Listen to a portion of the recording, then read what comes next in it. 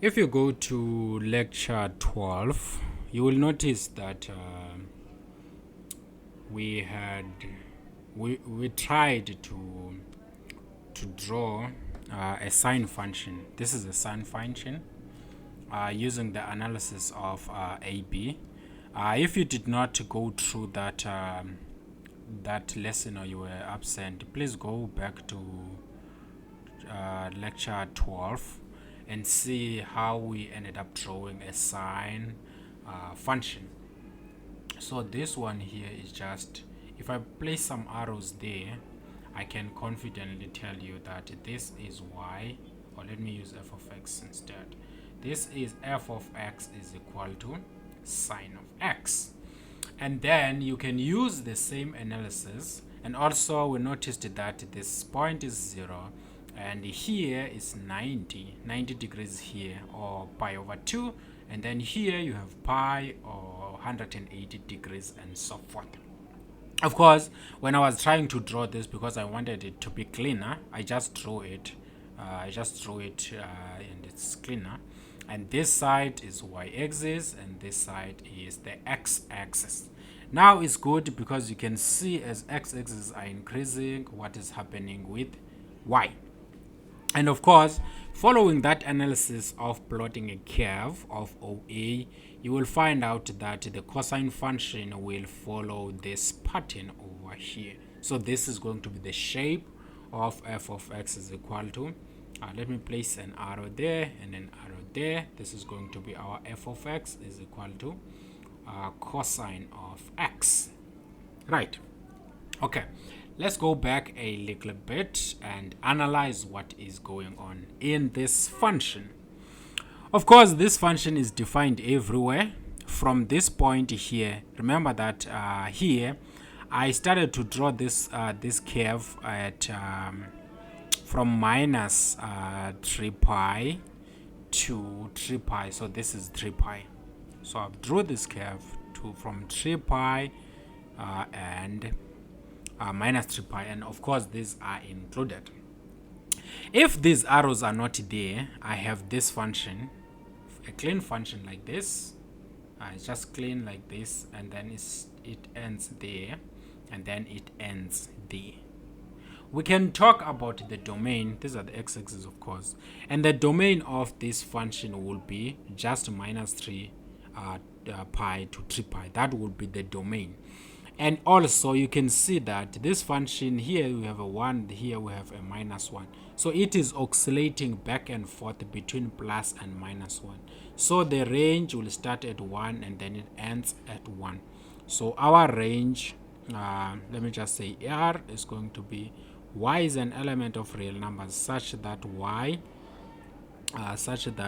minus 1 is less than or equal to y, and y is less than or equal to 1. So that would be the range of this function. If now I am saying that this function, it goes here and it continues forever, and then it goes and then it continues going back and forth. The range of this function, because this function is defined everywhere. So the range of, the domain of this function, is going to be x is an element of real numbers. So it takes all the values of x, which is that. And also here you can see that our range is between minus 1 and 1, which is what we have written there. Okay, and also another way of writing the domain, you might say that our domain x is an element and it takes all the values from minus infinity to positive infinity. So this is another way of representing your domain, because it takes all the values. So we talked about the domain and we talked about the range of the sine function. Now, what I want us to look at now is also another thing that is very important when analyzing these functions. Remember that it's not only about drawing. This is also about the analysis of this function. So what can we say about this curve here? If you look into this curve and you place a mirror along the y-axis. This curve this side will be seen some curve of this kind, so it's gonna be something like this.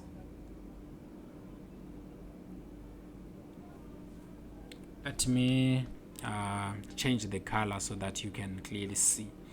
So if you place the mirror along the y-axis, so you're gonna place your mirror along the y-axis here, and then you stand at this side. If you are here, this point will be seen on the mirror as a point that is somewhere there. So this curve on this side is gonna be this greenish curve this side. I should have made this maybe red because we have a green tail here. I should have made this like this.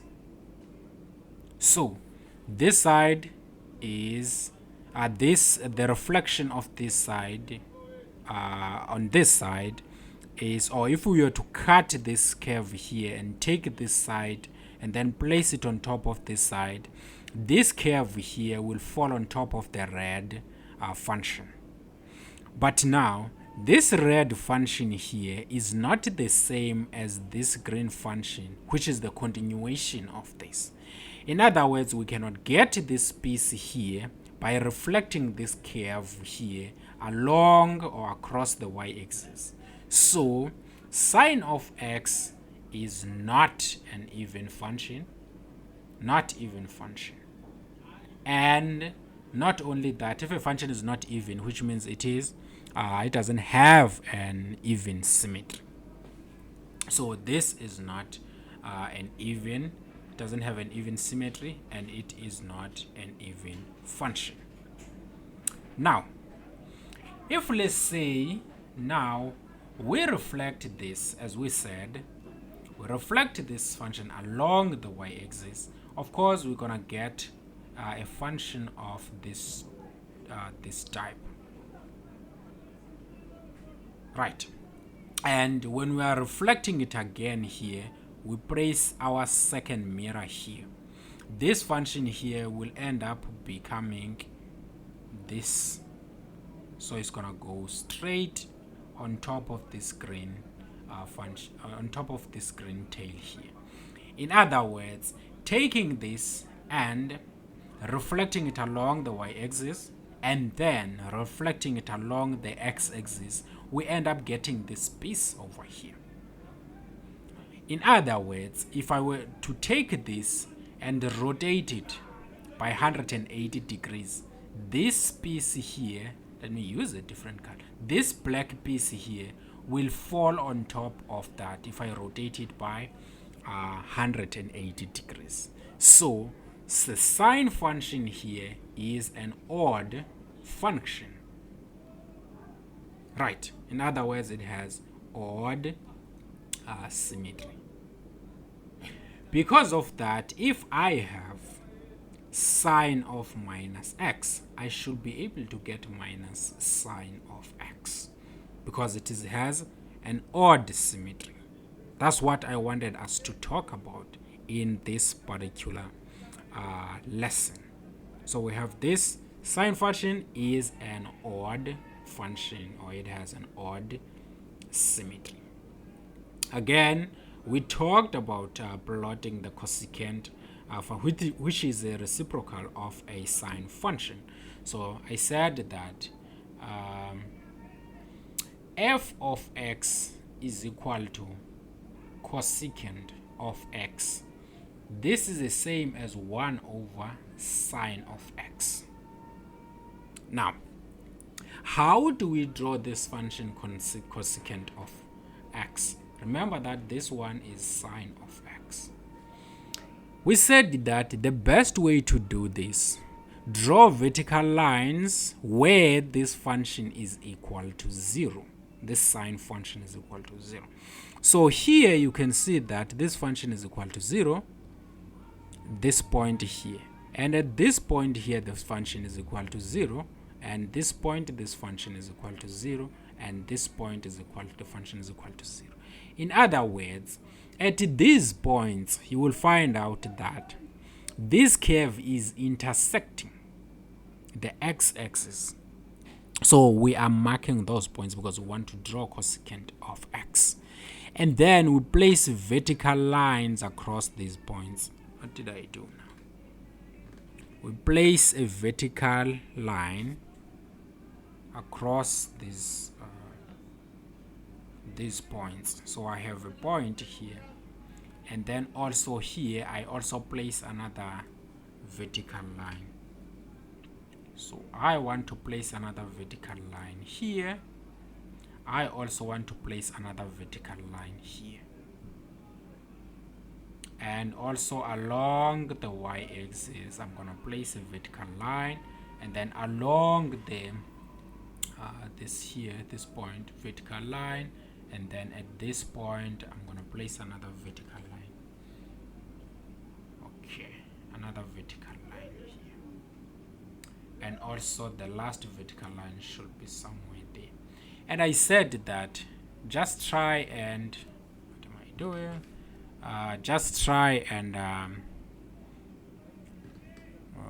Control Z. I want the tools.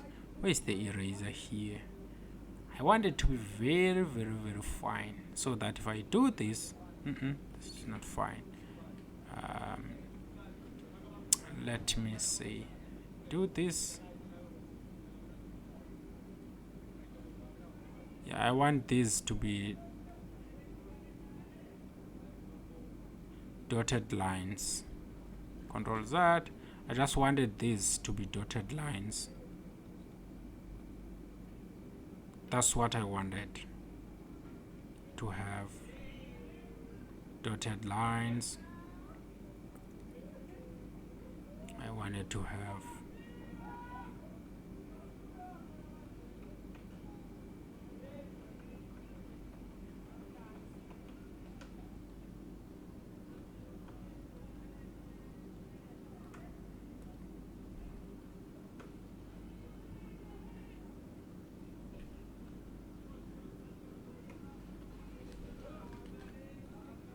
these to be dotted lines.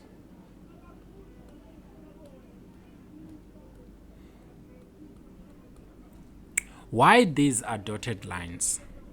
The reason being very simple, that when sine of x is equal to 0, then cosecant of x will be undefined. In other words, these lines here are what we call asymptotes. Right. So we have these vertical asymptotes there. We have vertical asymptotes. So how will the shape of this look like? So we said that at these points, because this is a -1, sine of x is -1 at that point. Here it is +1. So 1 divided by 1 is going to be 1. 1 divided by -1 is going to be -1. So at these points, these functions will be equal. That's what is going to happen. And then at any other point, this function is going to look something like this. And then here it will look something like this. And then in this interval here, it will look like something like this. And then when you look into this, it will look like this. That's what we said in the previous lesson, which is lecture 12. So we're gonna have these curves, these red curves are what we call the cosecant of x. So that's what these curves actually are. So we have this cosecant of x. Again, if you were to plot, we'll come back to this in a moment. If you were to plot f of x is equal to sine of x, you will get this nice curve here. And of course, if I were to continue, the domain of this function df x, because it is defined everywhere, x is an element of real numbers. And the range of this function, y is an element of real numbers. But y is oscillating between 1 and -1. So we have -1 is less than or equal to y, and y is less than 1. So that's what will happen with cosine function. But if you want to plot f of x is equal to the secant of x, or 1 over cosine of x. Whenever cos is equal to 0, you're gonna have let me look at the pen here, pen options. I want to see something. Pen, okay, I think that's just fine. When this is equal to 0, this function here will be undefined. Place it there. When this is equal to 0, this function will be undefined in that point. When this is equal to 0, this function is going to be undefined. This function is going to be undefined at this point. So we're going to have a vertical asymptote, and then here we're also going to have a vertical asymptote. The same thing here is going to happen. Here we're going to have a vertical asymptote. In this point here, we have a vertical asymptote. And then lastly here, you're going to have another vertical asymptote.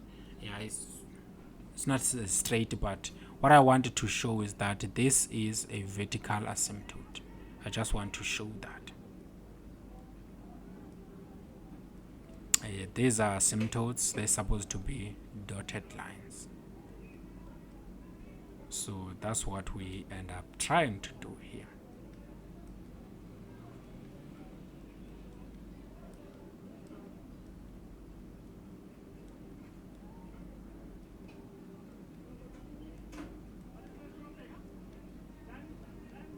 Now, how will the second function look like?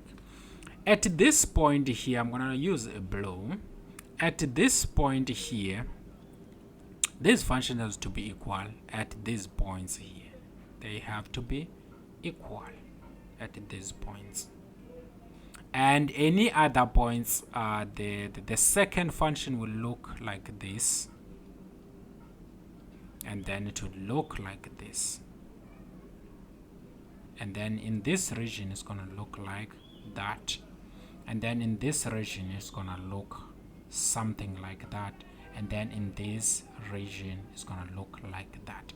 So it's easy to plot this function, the second function, when you know how to plot the cosine function. Just plot the cosine function and then plot the secant. Is going to be easy as that. This is sec of x. This is how this thing look like. So the sec x. Now that we have talked about the sec x and the cosecant x, what can we say about the domain of this cosecant x? So let me change this for now and say this is my g of x. So the domain of g is going to be x is an element of real numbers because it's going to take all the values of x except where there are asymptotes. You will notice that when we're at 0, there is an asymptote. We want x to be the set of all real numbers such that x is not equal to 0, right? And when we are at pi here, you will find out that when x is equal to pi, we also have another asymptote. In other words, this function is not defined there. So we also don't want x. We don't want x to be equal to pi, positive pi. But if you look on this side, when x is equal to minus pi, we also have another asymptote there. So we don't want x to be equal to plus or minus a pi. And what happens if we have our x here at 2 pi? At 2 pi, this function is not defined, so we don't want this to happen. Plus or minus 2 pi is undefined because also this side at 2 pi, we also have that. And if you continue to look into this, you'll find out when x is equal to plus or minus 3 pi, this function is not defined there because we have an asymptote there. And also this side, we have an asymptote. Which means that our domain of this cosecant function is just that x is an element of real numbers such that x is not equal to, look, we have 0, we have 1, we have 2, we have 3, and so forth. So as long as our x is not equal to some value k, right, times a pi, right, where our k is an element 0, plus or minus k here, I wanted to place a plus or minus k, 0, 1, 2, upwards. So we have our k is moving 0, 1 up to infinity. So this is the set of k is a set of all integers, and these integers, is a set of all integers including 0. That's what this means. So you will find out someone saying that the domain of G, x is an element of real numbers such that x is not equal to k pi. They can do that where k is an element of integers, which means positive integers, negative integers, and 0. So either you can write it like that, or you can write it like that, or you can just write that and just say that. It continues in that particular fashion. So this is the domain of the cosecant function. Again, once we look into this, the range of the cosecant function, you will find out that this function of ours can take all the values. Look, it can take all the values except the values between, if you look at this range here, between this, in this portion, this function is not taking anything in this portion. So the range starts here at 1 and it goes to infinity, and it starts at -1 and it goes to negative infinity. So our range of G, y is an element of real numbers such that it takes everything that is above 1, just that y is greater than or equal to 1, or y is less than or equal to -1. Or you can use this notation here that everything from negative infinity, we're taking it up until we arrive at -1. Everything from negative infinity is in this side, so everything until we arrive there. And we cannot touch infinity, so we use open brackets but close on that side. Or using the union, we want everything starting in 1 and then we can go up to positive infinity. So this is the way you can write the range, that y is an element of this, or you can write it in this particular fashion. So we talked about the domain, we talked about the range of this particular function. If now we take things a little bit further and we ask ourselves, is this function here, which is cosecant x, even or odd? Remember that a sine, we said a sine function is an odd function, because this sine function here, if you reflect it along the y-axis, you are not getting the other base. You need to reflect it twice to get this other base. You reflect along the y-axis and then along the x-axis to get this base. So it is an odd function. Now, what about this cosecant function? So if you look into this cosecant function, I'm just going to look into this piece here. Looking into this piece here, if I reflect this along, I'm going to use an orange color here. If I reflect this along the y-axis here, I will get something of this nature here. I am going to get something of this nature here. But now that I have, and it's going to touch there, the reflection of this piece over here is going to be that. In other words, if this is a mirror, then, and I'm standing here, this is what I will see on the mirror. So this is a reflection of that. But this is not one of the red pieces. In other words, this is not a part in cosecant x. But if I decide to reflect again along the y-axis, along the x-axis here, or the horizontal axis, you will find out that, and I stand here, this part here will end up becoming that red portion there. In other words, reflecting this thing twice actually gives me another piece of it, right? Or if I were to rotate this by 180 degrees, I end up getting this portion over here. So cosecant x is an odd function, or it has odd symmetry. So that's how we analyze this function over here. The same thing here if you look at the, let's take a look at the cosine function, right? I want us to take a look at the cosine function, and then here the eraser is going to be thick, and then I'm going to pick the eraser so that I can clean this thing up, all of it, and start all over again. And then we start the whole process and see what is going to happen. We're not going to touch the domain of cosine function because we talked about it. But if, let's say now, I cut this curve along here, right, and then I take this side and then I place it on top of this side. So this point goes to this point, and these positive x's, I place them on the negative axis, negative x-axis. You can see that this point here is gonna be slipping on top of that point here. This point over here is gonna slip on top of that point.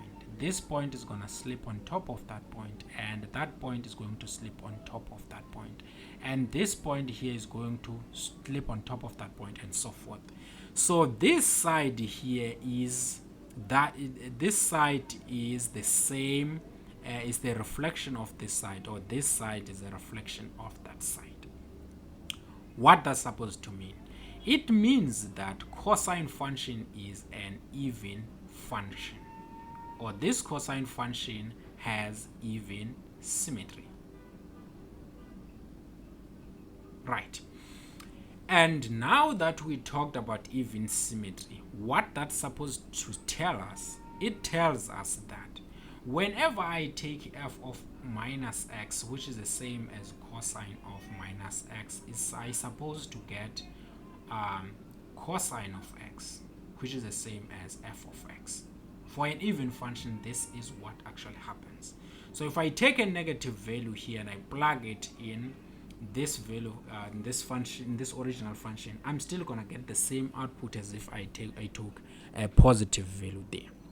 So this is an even function. Now, what about the second function? Remember that we said that the first thing that you look at, you just draw a vertical asymptote when cosine x is equal to 0. You draw another vertical asymptote here, and then you draw another vertical asymptote here, and you draw another vertical asymptote here, and you draw another vertical asymptote there. You pick a different color there. When x is equal, when the output is there, or there, or there, or there, or there, these functions will be equal to each other, because second of x is equal to 1 over cosine of x. So when cos is equal to 1, 1 divided by 1 is going to be 1. That is why I'm saying these will be the same.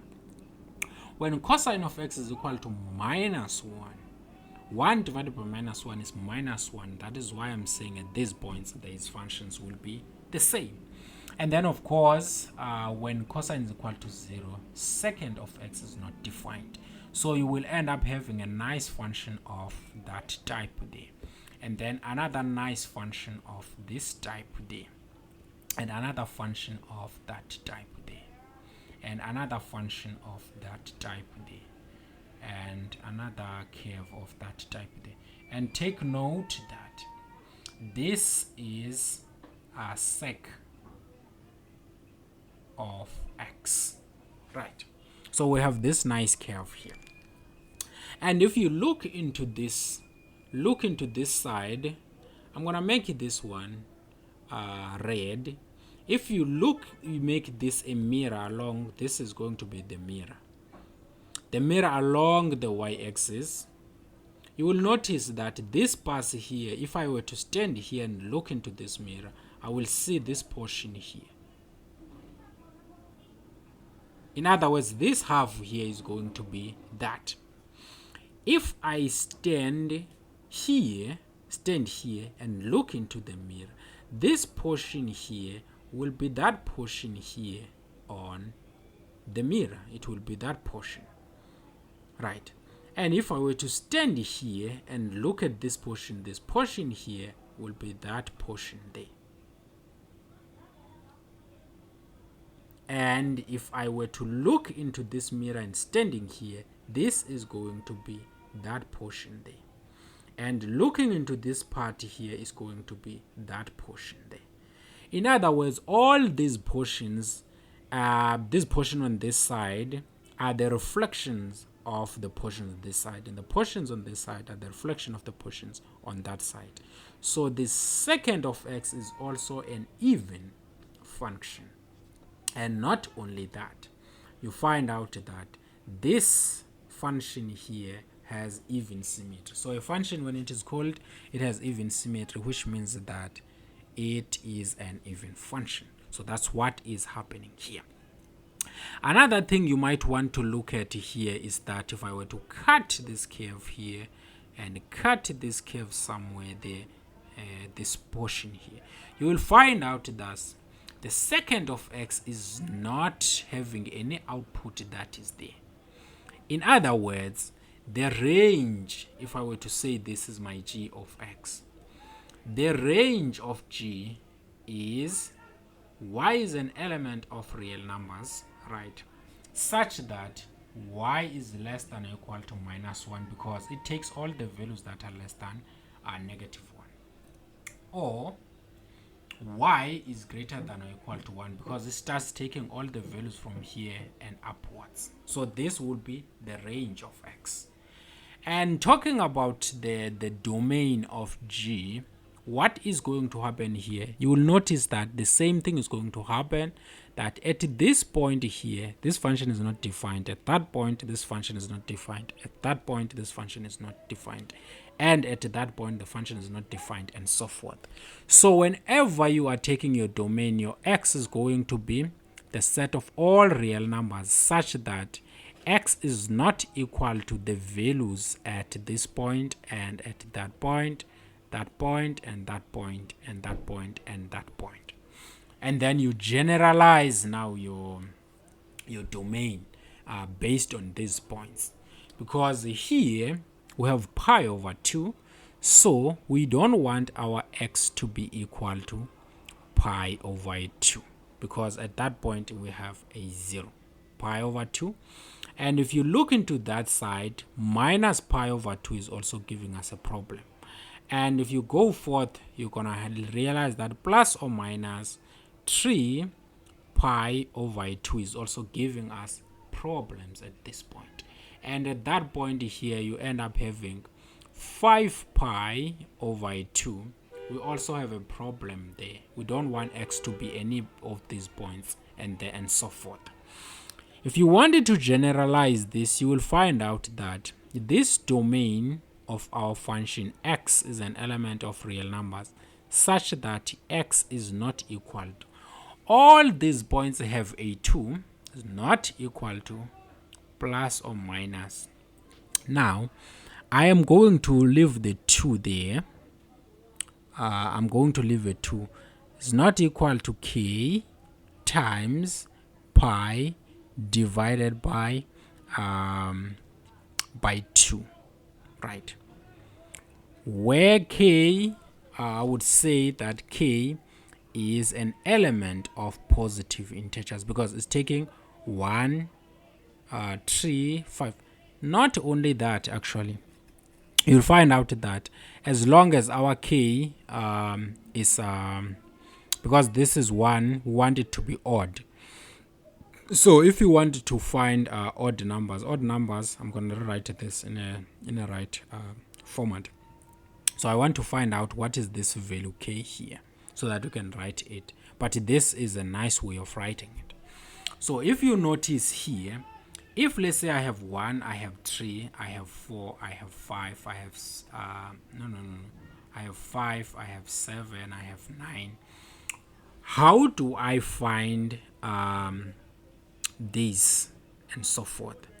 You will find out that here I've added a 2, here I've added a 2, here I've added a 2, and so forth. And here you will notice that I got a 2.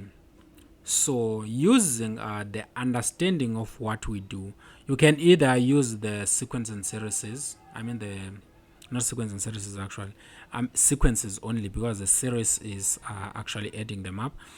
We have a sequence here. So a sequence here is going to be A plus some n minus 1d, where this is a difference. So you can either use this to generalize. This one, we're going to say this is going to be 1, which is the first term, plus n minus 1. You're going to have that n. Or I'm going to use a k minus 1 instead of n. And then our d is a difference. The difference between 1 and 2 and 3 is 2. And the difference between these 2 is 2. And the difference between 2 and 2. And the difference there is a 2. So this one is going to be a 2. And then I can simplify further. I have 2k minus 2 plus a 1. In other words, I have 2k minus 1. So I have something of this type here.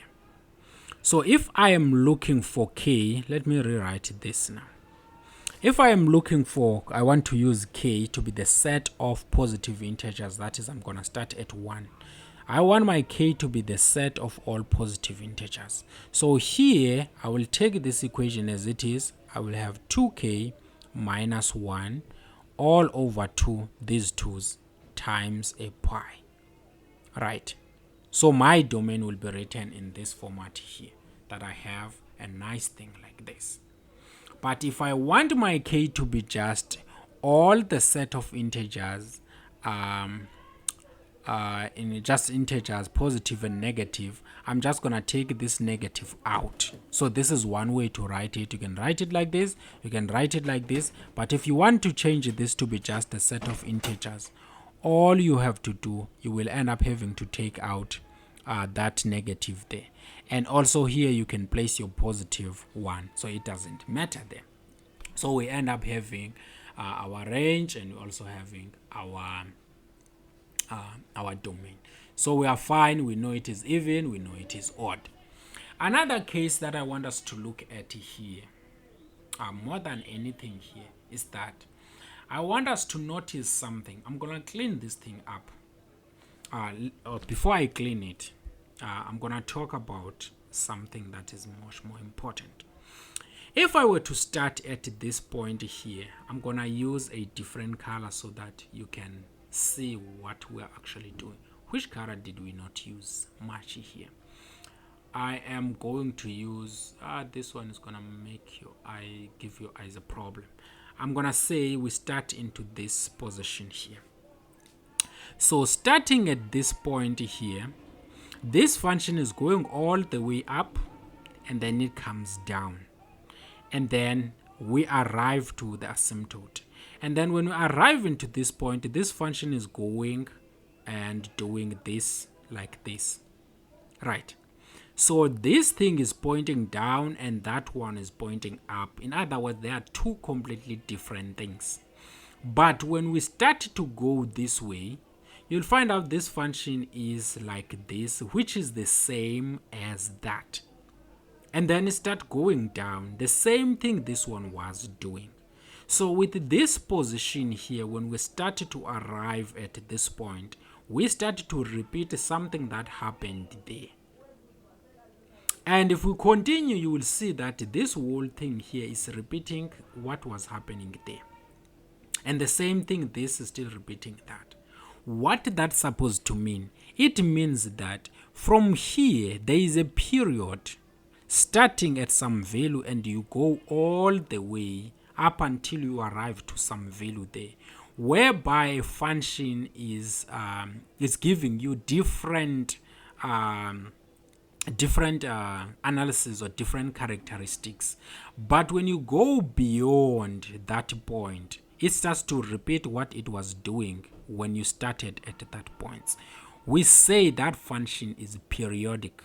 So the cosecant function is periodic. The sine function is periodic, because even if you were to start at this point looking at the sine function, it's going to go all the way, go down, and then once it arrives there, and then it starts to move in this position, it starts to repeat what it was doing there in that point. Right. So the period of this sine function is when this function is still moving all the way until it arrives there, when it is still giving different characteristics of that function. So this is going to be a complete circle. In other words, from this point up to that point is one complete period. So 0 to 2 pi is the period of this sine function.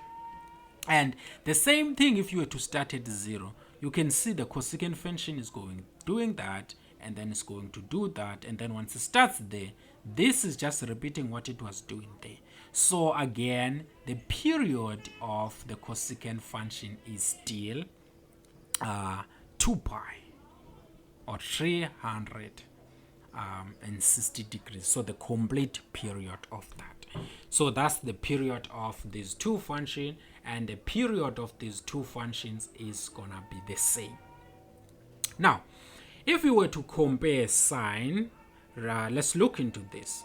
This function here, sine passes through 0 and then it goes all the way up until it arrives there. So this function here is a sine function. And then this one here is a cosine function. So when you have these two and that, you will find out that this function here, if I were to shift this function by a couple of units and then up to this point here, when this is equal to 1 and this is equal to 1, here you will find out that the output is 1, right, and the input is 0. So cosine of 0 is equal to 1. At that point there, you find out that sine of pi over 2 is equal to 1 at that point, which means that if we can shift the cosine function by a couple of units, in other words, cosine of x is just the same as sine of x minus pi over 2. So by shifting a sine function to the right by pi over 2, we get a cosine function. The same thing is true here. If you shift this function by pi over 2 to the right, you will still get a sine function, or to the left by pi over 2, you still get a sine function. That's what this thing is. This part here is all about. Wanted to analyze that. And the tan function, of course, we know that from lecture 12 that the tan function is sine over cos. And if you plot this function, you're supposed to get a nice thing of this kind here. A nice thing of this kind. So you're going to get these nice curves.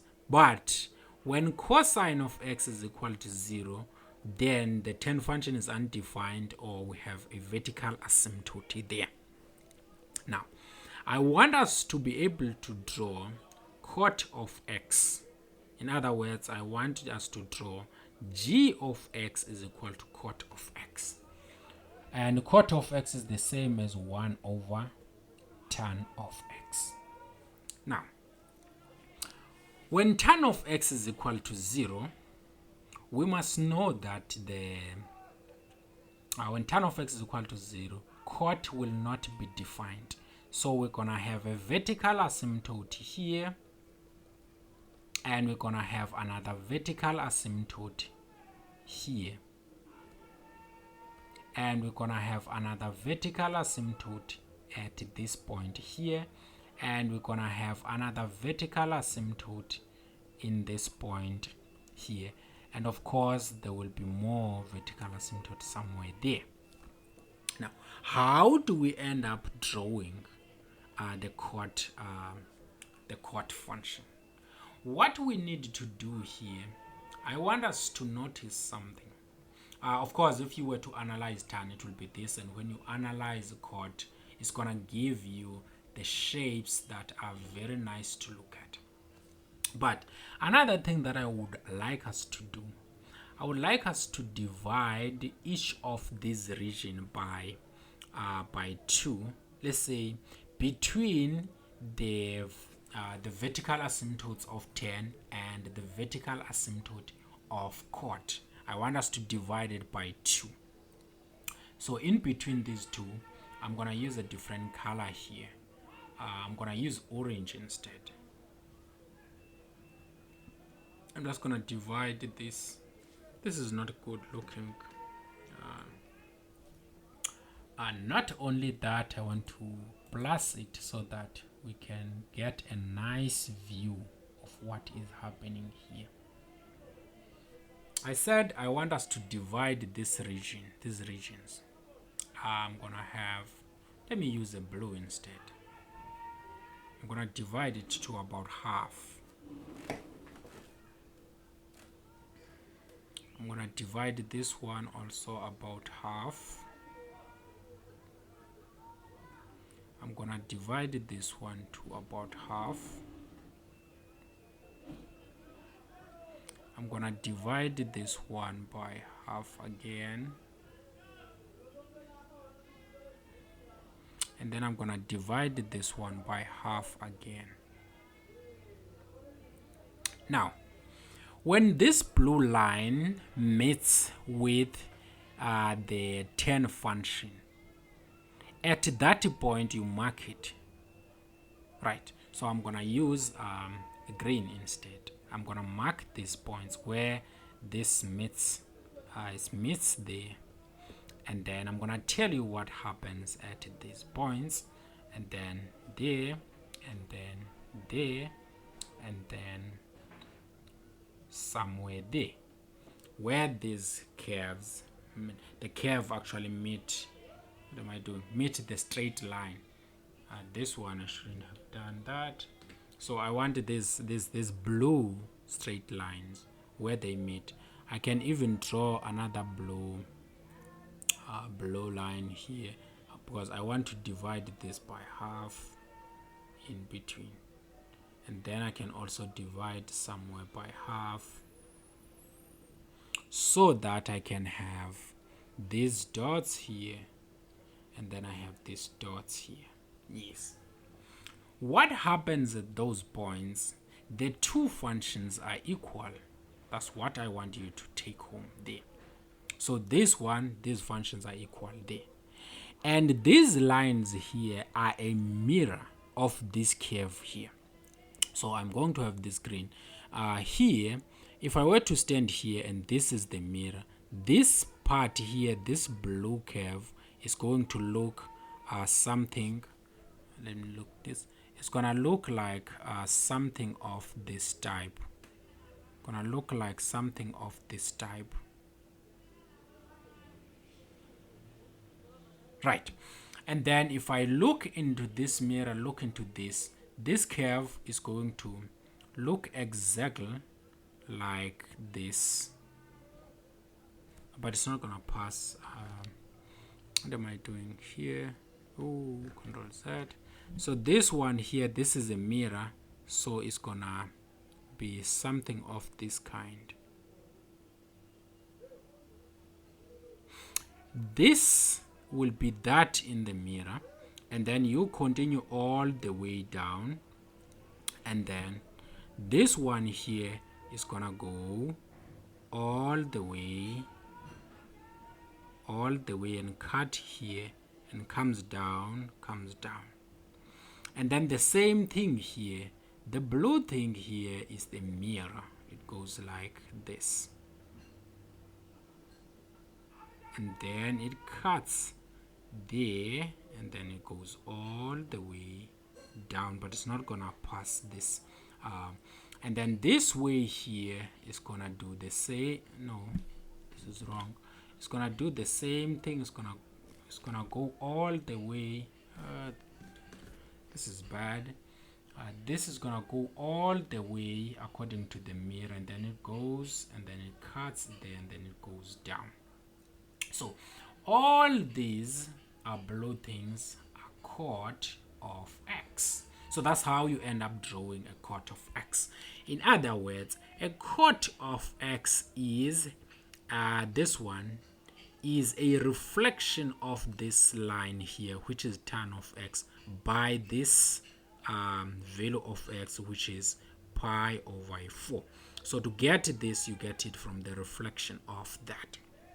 And also another thing that you have to notice here is that now we are left, the green ones is what we call chord of x. Of course, if I were to divide again between these two, I was going to go all the way here, and then it comes down, something like that.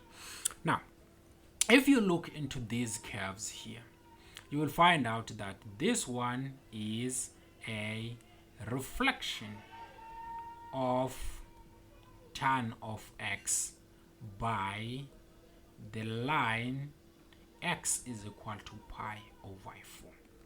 And also another thing is, when you have this, you will find out that if I were to place a mirror somewhere there, now I'm gonna take this back.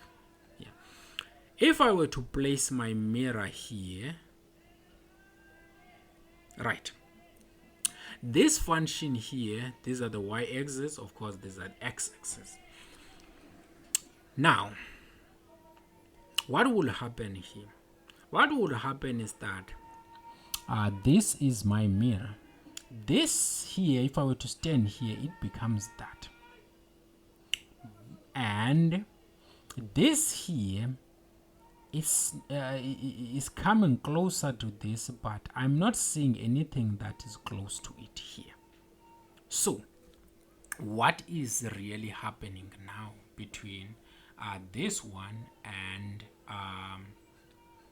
is this an even or is this an odd function? I want us to take a look into this. But before I do that, I want to place here a very clean curve so that we can analyze it, because this one is too dirty for now. I'm just gonna look for a clean version of this curve here, so that we can just take a look into them, and then we can say that okay, we have a visualization of it. Now this is chord and 10. I'm just gonna try and make it bigger so that you can see what is basically happening. So these ones are 10 function. These are the pieces of 10, the dotted lines, and then these straight ones are the one for chord function. Now, if I were to place a mirror along the y-axis here, you can see there is nothing here.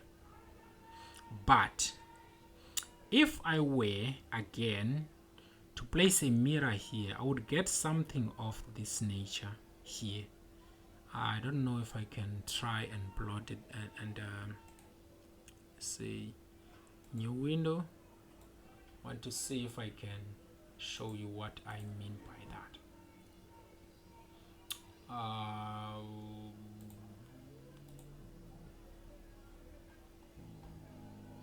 We're in page 16.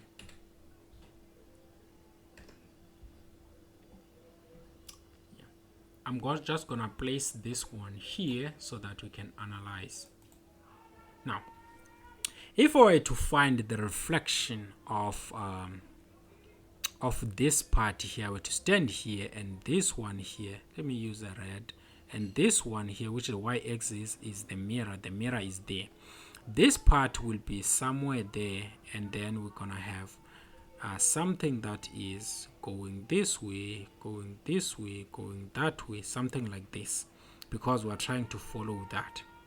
So we're trying to follow that.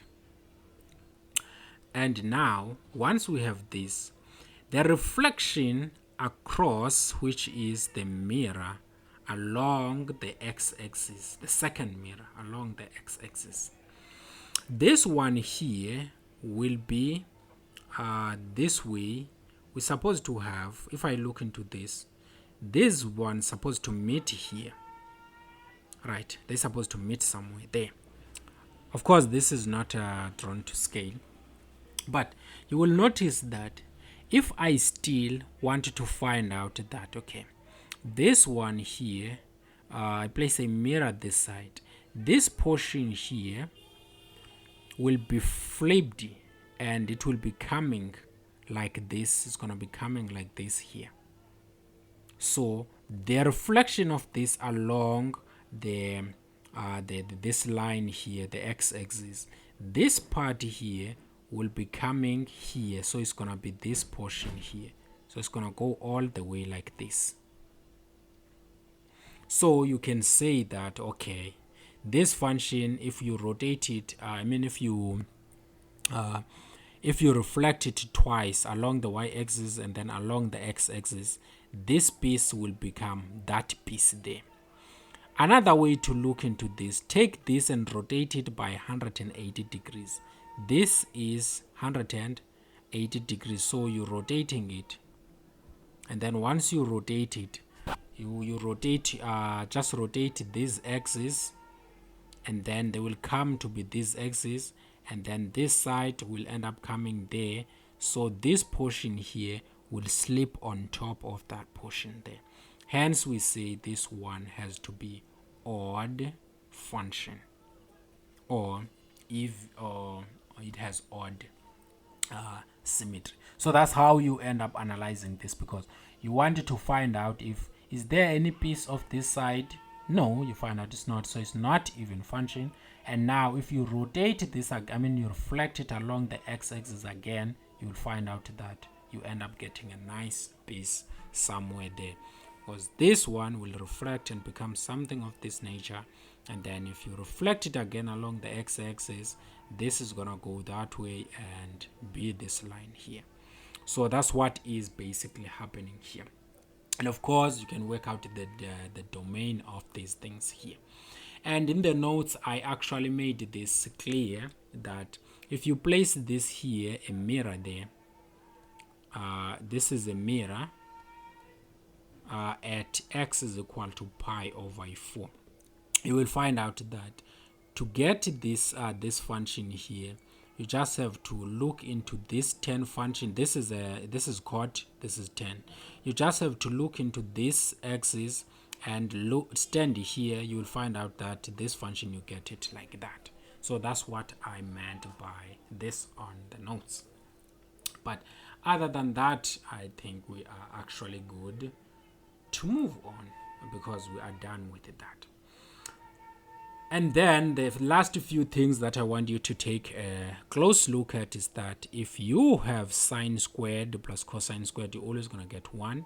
And then if you have 10 squared plus 1, you're always going to get secant squared x.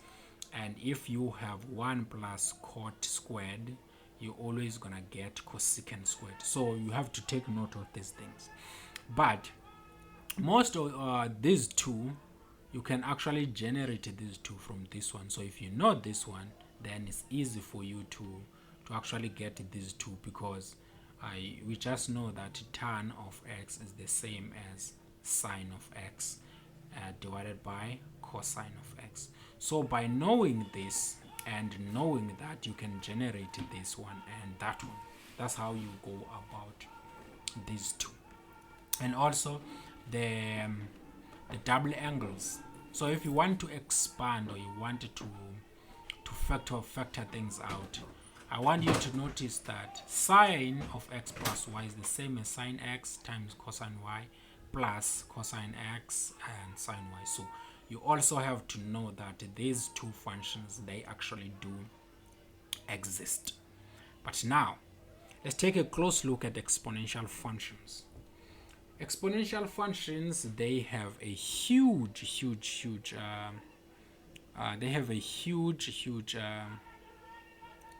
application, right? When you're dealing with the applications of so many things, one of them that is of interest is when you wanted to find what is the probability of an event happening within this specific period of time? For instance, what is the probability that it's gonna rain within 1 and 2? What is the probability? So you want to find that probability in between.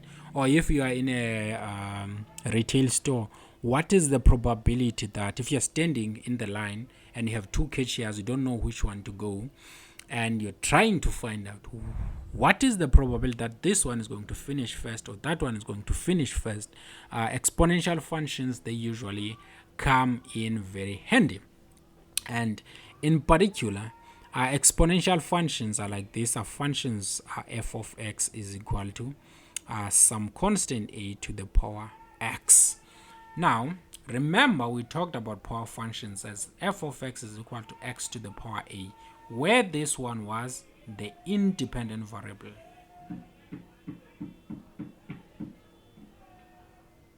And this one was a constant. That was a power function. But in this case now, this one is a constant and this one is it's not a constant, it is an independent variable. So that's the difference between power function and an exponential function.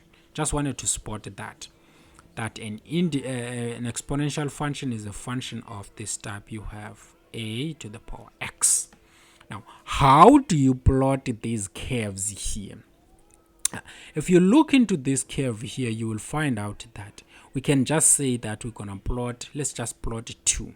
I want us to look at f of x is equal to 2 to the exponent x, and f of x is equal to 3 to the exponent x.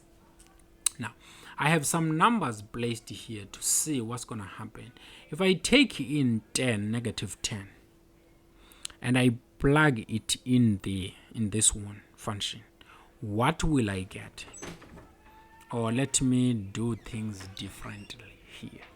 I have this, and I'm just gonna take this 15 out. I'm just gonna take this 10 out. I'm just gonna take this 5 out. I'm just gonna take in general, what I'm trying to do here, I want us to remark new points here so that we can visualize these points. This has some points there, and we have some points there. This I'm just gonna place here -3, -2, -1, okay, -4, -3, -2, -1, 0, 1, 2, 3, 4, 5, 6, 7, 8. Now, if I plug in here -4, I will get 2 to the power -4, which is the same as 1 over 2 to the power 4, which is the same as 1 over 2 times 2 is 4 times 2 is 8 times 2 is 16, 1 over 16. So I will get something that is slightly down there. And then if I'm having 2 to the power -3, I will get 1 over 8, which is something that is a little bit above, but still down there. And then if I get 2 to the power -2, I will get 1 over 4, which is something that's still a little bit above. And then if I get 2 to the power -1, which is 1 over 2, so it will be somewhere in half of a 1. And then if I plug in a 0, I will get a 1. And then as I continue, you will find out that I will get something smooth like this. Right, so this is an exponential function, but it will never touch these x's. In other words, here we have a horizontal asymptote at y is equal to 0. So we have a vertical asymptote here. So this is f of x is equal to 2 to the power x. But if I look into this here, I look at f of x is equal to 3 to the power x. Once I plug in a minus 4 here, I will get 3 to the power minus 4, which is 3 times 3, which is 9 times 3, 27 times 3, 27 times 3, you have 27. Here I have a calculator. 27 times 3 is going to be 81, so you get an 81. So you will get 1, instead of 1 over 16, you get 1 over 81. Which one is bigger between these two? This one is bigger than this. So we'll get a value that is little bit below. And then here you will get another value below, and another value below, and another value below. But at this point here, they will meet. So you will end up having a function of this type, and then it meets this, it catches it up, and then you have y is equal to 3 to the power x. If let's say you had y is equal to 5 to the power x, or let me say 4, don't have to move that far, 4, as long as it is bigger than 3 to the power x, it will be below this side, below, but at 1 it catches it up and then start leading. So this is y is equal to 4 to the power x. So all these functions, they keep bending towards the y axis. So they keep bending towards the y axis. That's how these functions actually behave, the exponential functions. Let's look now at a different example here. I have another example here. I want to plot y is equal to 1 over 2 x and y is equal to 2 to the power x. How does those two functions actually end up looking like? So these functions, I'm gonna draw this like this, and then I'm gonna draw this like this, and this is these are the y-axis, these are the x-axis. So in this particular fashion, of course, we know that we're gonna end up having this, and this one is y is equal to 2 to the power x. But when it comes to this, what will happen? You will end up having a curve of this type. So this one is going to be y is equal to 1 over 2 to the power x. So this is a general way of looking into this. If you have a fraction or you have this number here, whole number is increasing, a fraction keeps decreasing, but it will never touch the x-axis. What about the domain of this? So the domain of the exponential function is, I can plug in anything here, 0, negative, or anything. So the domain is just gonna be x is an element of real numbers, and the range of these exponential functions is just gonna be y is an element of real numbers, but we will never get any negative there. So y is always less than, or y is always greater than 0, because it will never touch this. This is a horizontal asymptote. So we end up having this. That's all there is to know about the basic functions, and looking at what we're doing here. Hopefully you did get a little bit of understanding here, and you can also understand that when we are dealing with such functions, these functions here, you can also notice that if I place a mirror along the y-axis, I will get something that is going this way. In other words, this one is not an even function, and even if I place a second mirror here, I will get something that will be below the axis. So the exponential function is not an even function, and is also not an odd function. So this one is neither. And also here you can see that this one is a reflection of that along the y-axis. So that's what is important here. So I think that will be all for this particular lesson.